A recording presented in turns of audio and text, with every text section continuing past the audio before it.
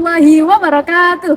Halo semuanya, perkenalkan kami dari kelompok 3 dengan saya Siti Khadijah Nurul Amelia dengan NIM 236151031 didampingi rekan-rekan saya Dan saya Safa Zahra Nurul Anissa dengan NIM 236151008. dan saya Nazilatul Faiza dengan NIM 236151024.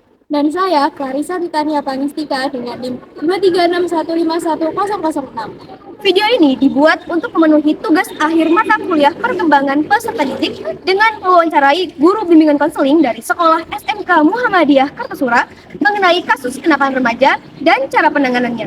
Selamat menyaksikan. I can see right through you. You seem like the type to love 'em and leave 'em and disappear right after the song. So give me the night to show you and hold you. Don't leave me out here dancing alone. Can't make up your mind, mind, mind, mind, mind. Please don't waste my time, time, time, time, time. Yang penting anaknya bayar, administrasinya bagus. Kalau di sini enggak, administrasinya kurang bagus, anaknya kita kira-kira agak melenceng sedikit, kita didik, kita arahkan untuk masalah administrasi. Udah, yang penting kamu sekolah dulu. Jadi tugasnya itu bagaimana anak-anak bisa selesai belajar di sini sampai lulus. Kalau masalah tantangan ya seperti itu. Tinggal orangnya sendiri itu. Kalau dianggap tantangan ya itu akan menjadi sebuah beban. Kenakalan remaja merupakan wujud dari konflik yang tidak terselesaikan pada masa kanak-kanak maupun masa remaja. Kenakalan remaja merupakan perbuatan yang dilakukan oleh usia belasan tahun yang mana merugikan masyarakat, mengganggu ketertiban umum, dan melanggar norma-norma sosial. Kenakalan remaja merupakan hal yang sangat memprihatinkan. Terjadinya kenakalan remaja diakibatkan oleh beberapa faktor. Yang pertama, misalnya karena pengaruh orang tua yang kurang perhatian, kepedulian, dan kasih sayang terhadap sang anak. Ada pula karena meningkatnya arus globalisasi sehingga mengakibatkan teknologi yang cukup menyebar dengan luas dan memicu pergaulan bebas serta lingkungan negatif. Hal ini mengakibatkan kenakalan remaja menjadi hal yang memprihatinkan dan ramai diperbincangkan sehingga pihak sekolah harus mencari solusi dan penanganannya.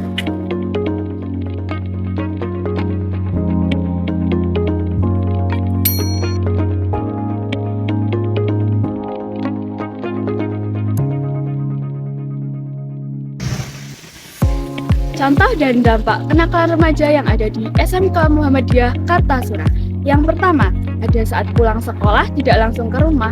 Yang kedua, ada pulang main yang terlalu malam. Ketiga, merokok. Yang keempat, korupsi uang SPP. Dan yang terakhir yaitu tawuran sarung.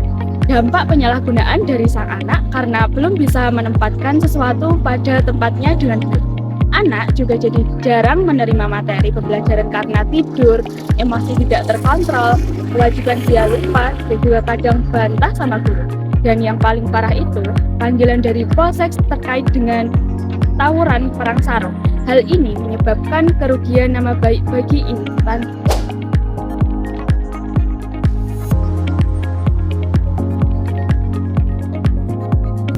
Ada beberapa solusi yang dilakukan oleh SMK Muhammadiyah Kartasura untuk menangani kasus kenakalan remaja, seperti pembinaan dari guru BK dan Polsek kepada siswa dan orang tua. Yang kedua, membimbing anak-anak dengan perlahan, karena belum dewasa, jadi pasti sering melakukan kesalahan yang telah dilakukan. Yang ketiga, hukuman yang mendidik seperti membuat surat pernyataan dan pemanggilan orang tua. Yang keempat, menanamkan religiusitas, seperti mengadakan kegiatan-kegiatan rutin sholat duha, baca Quran, zikir bersama, sholat 5 waktu selalu berjamaah. Selain itu, pihak sekolah mengusahakan agar anak berubah dan mengalami peningkatan. Selanjutnya, melakukan tahapan konseling individu dengan seringnya berkomunikasi untuk mengetahui perkembangan siswa serta terbuka tentang siswa kepada pihak sekolah agar mudah diberikan solusi dan jalan tengah. Ada pula prinsip utama siswa adalah bagaimana siswa itu bisa belajar di sekolah SMK Muhammadiyah Kartasura ini sampai lulus.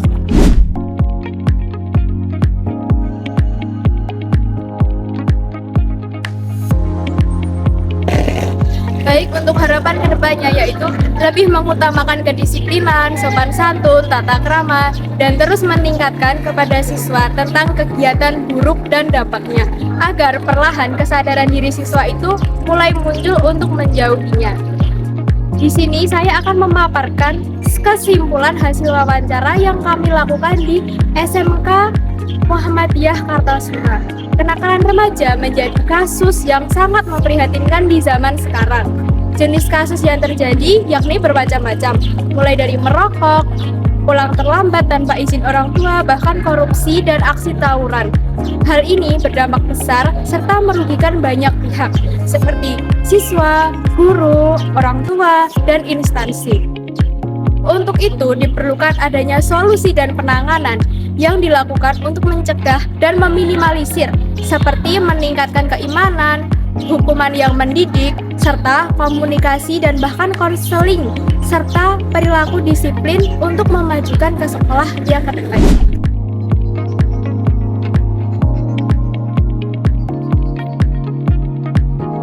Pertanyaan yang pertama itu, bagaimana menurut pendapat Bapak tentang terkait fenomena kenakalan remaja yang ada di sekolah ini? Bisa dijelaskan seperti apa fenomenanya? Kalau kenakalan remaja itu di tahun ini itu sebenarnya itu lebih agak memprihatinkan ya sebenarnya. Banyak ya, mungkin karena faktor HP, terus pergaulan juga, terus lingkungannya di rumah seperti apa, terkadang juga perhatian orang tuanya ke anak juga kurang. Contohnya? Contohnya ketika anak itu pulang sekolah tidak langsung pulang, ketemu orang tua dulu atau gimana itu, terus pulang main juga malam-malam, sehingga membuat ketika pembelajaran di sekolah itu selalu telat, di sekolah juga tidur. Terus ada beberapa juga yang merokok juga di bawah umur, padahal itu juga kita sudah tekankan untuk jangan sampai ada yang merokok. Sebenarnya kan itu juga sebuah larangan untuk anak-anak sekolah ya. Itu yang melatar belakangi mereka melakukan kenakalan remaja itu selain dari faktor kurang kasih sayang, lingkungan, itu seperti apa lagi ya? Apa ya? Jadi semenjak adanya sekarang lagi booming-boomingnya SH ya. Nah, salah satu faktornya itu seperti mengikuti SH. Saya bukan menjelekkan SH ya, bagus. Orang berlatih silat itu bagus. Cuman anak itu belum bisa menerapkan fungsinya pencak silat itu apa. Jadi terkadang dia menyalahgunakan. Bahkan juga berbohong ketika dia mohon maaf ya, ada beberapa anak yang korupsi uang SPP atau apa, itu juga ada. Sebenarnya ini juga sangat memprihatinkan ya, bukan hanya di sekolahan sini saja, mungkin beberapa sekolah juga banyak hal yang seperti itu. Untuk selanjutnya, setelah tadi tahu kan latar belakangnya apa, contoh kasusnya apa, gimana sih dampak kenakalan remaja itu bagi sekolah ini atau bagi diri individu yang melakukannya, bagi siswanya? Dampak seperti apa dulu? Dampak yang mungkin bakal dirasakan sama anak itu, sama sekolahnya juga gitu. Apakah kerugian apa gitu Pak? Kalau kerugian itu ya dalam sekolah itu ya banyak sebenarnya. Ketika pembelajaran dia tidur, terus untuk emosinya juga kadang kurang terkontrol, kewajibannya dia lupa, sampai kadang ada yang bantah sama guru ketika diingatkan. Tapi kalau sampai marah ke polisi itu Gimana? yang sampai manggil polisi begitu, Kalau sampai hukum itu di dalam kasus kenakalan remaja di lingkungan sekolah kan suka ada yang sampai pernah sekali itu ada teguran dari Polsek. Saya sendiri kebetulan yang datang ke Polsek karena anak itu terindikasi mau tawuran ya. karena ada barang bukti. Dulu itu puasa kemarin itu baru heboh-hebohnya perang sarung ya, yang di dalamnya ada ban. Itu belum sempat, cuman udah kena razia dulu. Saya dapat panggilan dari polsek, terus ada pembinaan dari guru BK, juga orang tua juga ada panggilan, juga pembinaan orang tua. Dari contoh kasus seperti tadi, bagaimana cara Bapak menangani? Mungkin ya pelan-pelan lah kita membimbing anak-anak dengan apa ya, gimana ya, soalnya itu kan nggak bisa seketika langsung. Ya, Anak kadang diperingatkan 1 kali 2 kali juga kadang belum tentu bisa langsung sembuh. Kita beri hukuman, tapi hukumannya berupa membuat pernyataan biar mereka jerah. Karena apa, di tahun-tahun terakhir ini kan menggunakan kurikulum merdeka dan tidak boleh menghukum murid. Mungkin salah satunya juga membuat pernyataan, terus pemanggilan orang tua, membimbing orang tua dan anaknya juga. Karena faktor-faktor tersebut juga terkadang dari keluarga itu kurang peduli juga. iya. Terus kebanyakan itu anak-anak yang broken home yang seperti itu. Menurut Bapak, strategi yang efektif untuk mencegah kenakalan remaja di sekolah seperti apa? Mungkin lebih cenderung ke religiusitas, dalam arti bagaimana kita mengenalkan anak itu tentang agama. Apalagi di sekolah kita kan mewajibkan sholat duha, terus membaca Quran bagi yang sudah bisa membaca Quran. Ini salah satu obat juga mengenalkan dirinya dengan Tuhan lagi, dengan Allah. Terus ya berusaha bagaimana anak ini agar rajin lagi. Kalau anak rajin itu biasanya ada perubahan tersendiri.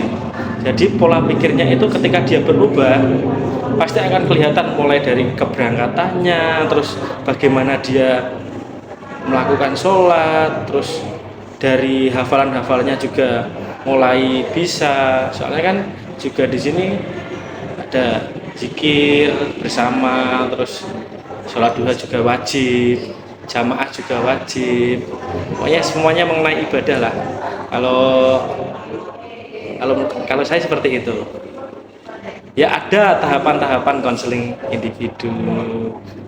Kadang juga dengan orang tuanya. Kita konseling juga orang tuanya, bukan hanya anaknya saja. Selanjutnya kan tadi udah disinggung Bapak nih tentang konseling dengan orang tuanya. Nah, bagaimana sih Bapak bekerja sama dengan orang tua, guru maupun dengan pihak lain untuk menangani kasus kenakalan remaja tersebut? Maksudnya kerjasama dengan pihak orang tua maupun guru yang lainnya. Kalau itu ya harus sering komunikasi.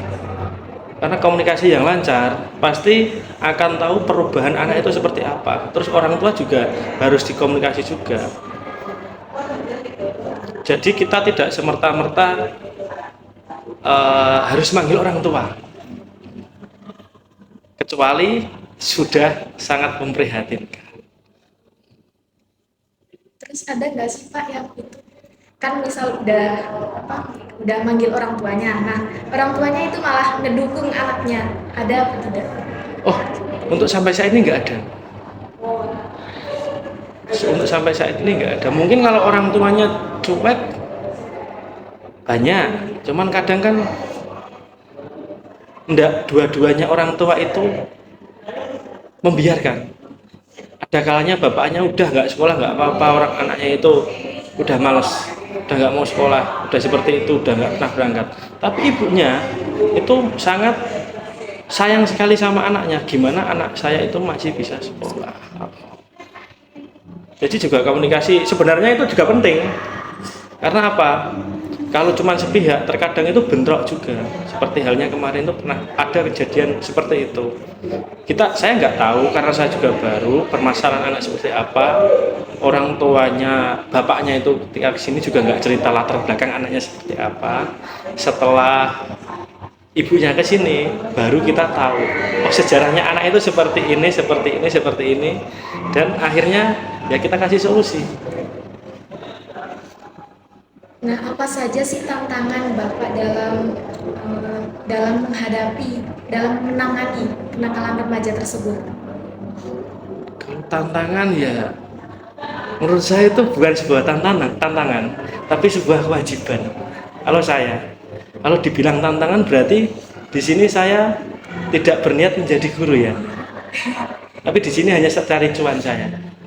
Tapi kalau sebuah tanggung jawab yang harus kita laksanakan, apapun resikonya, tetap kita jalankan. Jadi kalau tantangan itu sebenarnya nggak ada buat saya. Itu sebuah kewajiban. Antara kamu mau melakukan kewajiban itu, atau meninggalkan, atau membiarkan anak. Sekarang kan banyak yang, maaf ya, di sekolah-sekolah luar ya, mungkin yang penting anaknya bayar, administrasinya bagus. Kalau di sini enggak, administrasinya kurang bagus, anaknya kita kira-kira agak lancang sedikit, kita didik, kita arahkan untuk masalah administrasi. Udah, yang penting kamu sekolah dulu. Jadi tugasnya itu bagaimana anak-anak bisa selesai belajar di sini sampai lulus. Kalau masalah tantangan ya seperti itu, tinggal orangnya sendiri itu. Kalau dianggap tantangan ya itu akan menjadi sebuah beban. Tapi kalau menjadi kewajiban, insya Allah juga pasti ada jalannya sendiri. Nah, bagaimana saran Bapak untuk meningkatkan program pencegahan dan penanganan kenakalan remaja di sekolah ini? Kalau penanganan kenakalan remaja ya, kebetulan di BKS ini juga setiap hari itu, setiap kelas itu ada jam BK. Jadi kita selalu memberikan masukan-masukan hal-hal yang positif, seperti bagaimana menghindari kenakalan remaja, dampak baiknya seperti apa, dampak buruknya seperti apa. Kita sosialisasikan setiap kelas. Selalu saya ingatkan hal-hal yang cenderung negatif dan merugikan anak-anak, itu akan saya ingatkan terus-menerus, nggak akan bosan. Setelah dia mulai sadar akan kalau itu dampaknya buruk, tinggal kita motivasi bagaimana prestasinya bisa. Berarti menurut Bapak saran untuk meningkatkan program di sekolah itu sudah cukup ya Pak? Yo, kalau dibilang cukup ya masih kurang. Itu juga masih harus dibenahi. Kita juga mencari. Kalau saya sendiri masih mencari bagaimana ini. Oh sudah bukan berarti sudah selesai ya. Tapi harus ada tindakan selanjutnya seperti apa. Itu juga sedang direncanakan. Soalnya kan programnya kan sudah tertera seperti apa. Tinggal kita melakukan program tersebut. Nanti ketika ada kekurangan di tahun depan kita masukkan lagi. Contohnya juga seperti hal-hal seperti tadi. Apalagi? Nah, apa saja sih barangkali Bapak sudah mempunyai pandangan untuk menangani di sekolah ini, untuk menangani kenakalan remaja di sekolah ini untuk kedepannya? Jadi kayak program seperti apa? Ya barangkali sudah ada pandangan. Mungkin ya lebih mendisiplinkan anak. Kalau saya lebih fokus ke disiplin dulu. Soalnya dari kedisiplinan itu sifat anak juga lama-lama akan berubah.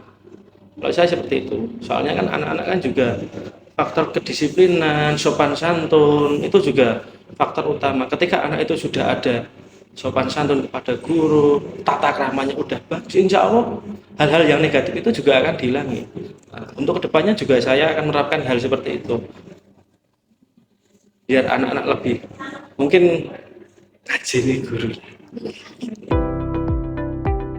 Sekian yang dapat kami sampaikan mengenai hasil wawancara kasus kenakalan remaja yang ada di SMK Muhammadiyah Kartasura. Mohon maaf apabila ada kesalahan dalam penulisan maupun pengucapan. Terima kasih. Wassalamualaikum warahmatullahi wabarakatuh.